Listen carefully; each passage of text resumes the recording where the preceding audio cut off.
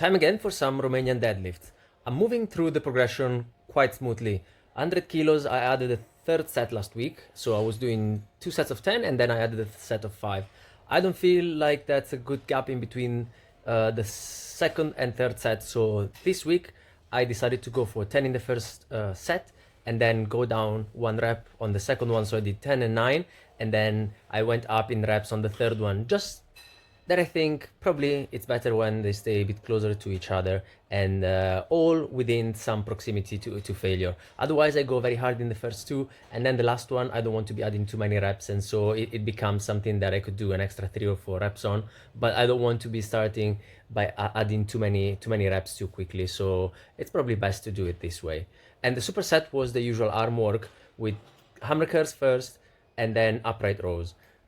And I was adding a third set on both of those exercises as well. And since I am progressing through a much larger rep range on these specific isolation exercises for the arms, I'm planning to go and stay between 10 to 15 reps on all sets before I go up in weight. I feel like I should be widening a bit the rep range that I'm progressing through while adding a third set. So I went down in reps on the first two. I was doing 2 sets of 8 on both exercises, and then I added 6 on the third one, just so that I was adding a couple of reps from the previous session. And then now that I am on 3 sets, I will be progressing those up until I can do maybe 15, and the other 2 are also above 10, maybe even above 12 before I decide to go up in weight. This way, I'm thinking that the progression through the rep range should go fairly slowly and actually give me the time to adapt to these higher volumes on what are essentially just isolation movements. And as such, the level of adaptation to the load is probably not going to be the same as if I was performing compound movements. So what I think this is going to allow me to do is to adapt to the weight before jumping in weight, which is going to be 2 kilos on each dumbbell. So whenever I go up in load, it's going to be an extra 4 kilos.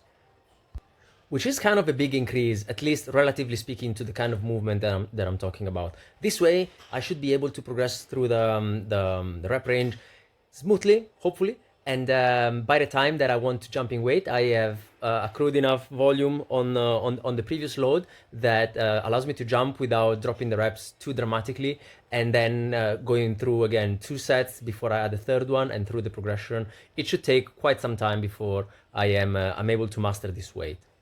And something that I was feeling also last week was that I probably am going to be able to progress the upright rows, at least weight-wise, in a slightly faster way than the hammer curls. They were feeling a bit tougher, even though I was performing those before the upright rows. And that is also part of the reason why I'm doing those beforehand. It's just that I feel like the biceps are not going to be as strong, as competitive at the same weight with the shoulder girdle. So I'm imagining that when the time comes that I can go up in weight on upright rows, but staying at the same weight on the hammer curls, there's going to be a bit of intricacies in figuring out how many sets I need to do with one exercise rather than the other. And luckily, I'm keeping a bit of a log. Otherwise, I would really get lost within this progression that is kind of complicated. But I feel like it's the safest way to progress through most of these exercises, at least, or at least now. Let's see what the future holds. And at some point, I should finally add a third set on this last superset here on dips and cable pull downs. It's just that for the longest time, I was dealing with an injury in the rotator cuff, and now I want to be extra careful and extra cautious when the dips are involved. But over time, I have been learning a different way of performing them. Before, I was not really leading with the chest. I was mainly dropping down and rely a lot on the triceps, which are still working in this way. But at least in my case, it was the relative degree of shoulder flexion that was giving me an issue before.